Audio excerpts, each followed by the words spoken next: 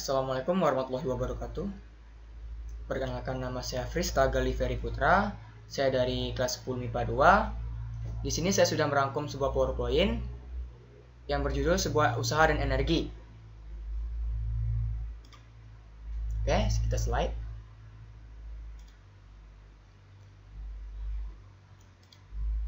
Nah, jadi saya sudah merangkum sebuah video atau merangkum sebuah PowerPoint.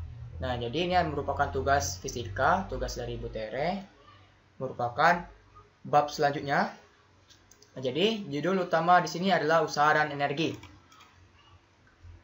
Yang pertama adalah usaha. Nah, kalau kita menaruh usaha, sudah terbayang di benak kita bahwa itu merupakan suatu kegiatan ya. Suatu kegiatan untuk diri kita sendiri atau untuk orang lain. Nah, tapi di sini pengertiannya adalah usaha itu merupakan sebuah gaya yang diberikan suatu benda sehingga benda dapat berpindah. Nah, usaha juga memiliki rumus. Rumusnya yaitu adalah W sama dengan Fs sama dengan F cos theta dikali S. Nah, jadi keterangannya itu adalah W itu merupakan sebuah usaha dengan satuannya adalah Joule. Lalu F adalah sebuah gaya dengan satuan N atau Newton. Lalu S merupakan perpindahan dengan satuannya adalah meter. Nah, jadi di sini usaha juga memiliki penerapan di kehidupan sehari-hari. Nah, jadi yang pertama itu adalah tangga. Nah, jadi keuntungan mekanisme bidang miring adalah sebuah perbandingan lintasan S. Nah, dan tinggi bidang miring H. Keuntungan mekanisme bidang miring tergantung pada panjang landasan bidang miring dan tingginya. Semakin kecil sudut kemiringan bidang, semakin besar keuntungan mekanisme atau makin kecil gaya kuasa yang harus dilakukan. Maka semakin kecil pula usaha yang dikeluarkan, karena semakin landai tangga semakin mudah untuk dilalui. Jadi, dengan kata mudahnya itu adalah proses kita naik turun tangga. Nah, semakin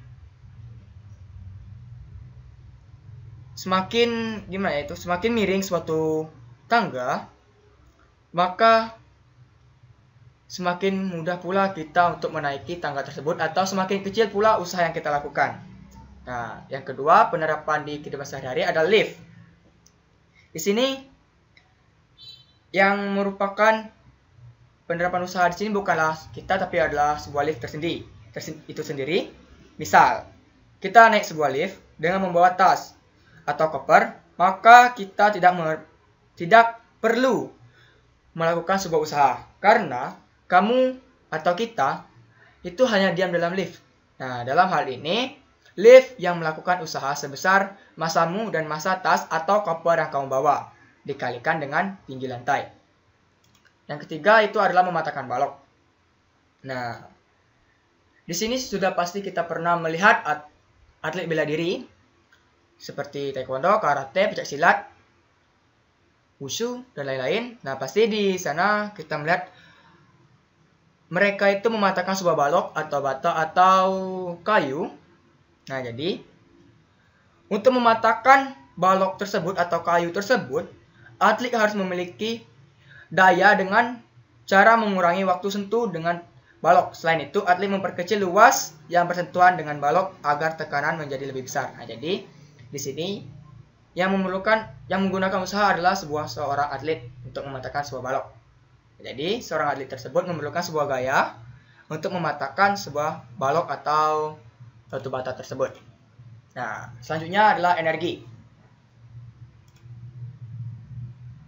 Jadi, energi ini merupakan kemampuan untuk melakukan usaha. Nah, jadi seperti yang dibahas tadi, setiap usaha yang kita lakukan itu pasti kita memerlukan energi. Itu pasti juga sudah jelas. Nah, jadi yang pertama adalah energi potensial. Energi potensial ini merupakan energi pada benda yang dipengaruhi oleh posisi benda. Jadi rumus energi potensial adalah energi potensial sama dengan mgh, atau dengan keterangan EP itu merupakan energi potensial, M merupakan massa, G merupakan percepatan gravitasi, H merupakan ketinggian benda. Nah, yang kedua adalah energi kinetik. Jadi energi kinetik ini merupakan energi pada suatu benda yang dipengaruhi oleh kecepatan benda ketika bergerak. Rumus energi kinetik adalah energi kinetik setengah dari mv kuadrat. Dengan keterangan Eka merupakan energi kinetik, M merupakan massa benda, V merupakan kecepatan benda. Dan selanjutnya adalah energi mekanik. Nah, energi mekanik ini merupakan penjumlahan dari energi kinetik dan energi potensial. Nah, jadi rumusnya ini adalah energi mekanik sama dengan energi potensial ditambah energi kinetik, atau sama dengan massa dikali percepatan gravitasi dikali tinggi benda ditambah setengah dari massa dikali kecepatan benda kuadrat. Nah, ini merupakan penerapan. Jadi penerapan untuk kehidupan sehari-hari yaitu yang pertama adalah PLTA atau pembangkit listrik tenaga air.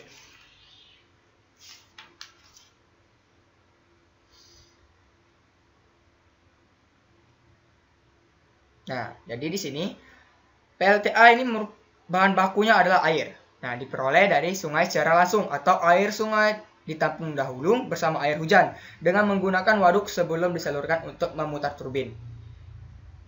Nah, jadi sumber energi dari PLTA adalah air. Nah, jadi PLTA memerlukan energi dari arus air untuk menggerakkan turbin. Yang kedua adalah timbangan. Yang ketiga adalah elektron bergerak mengelilingi inti. Nah, jadi tanpa adanya energi, elektron tidak akan bisa bergerak mengelilingi inti.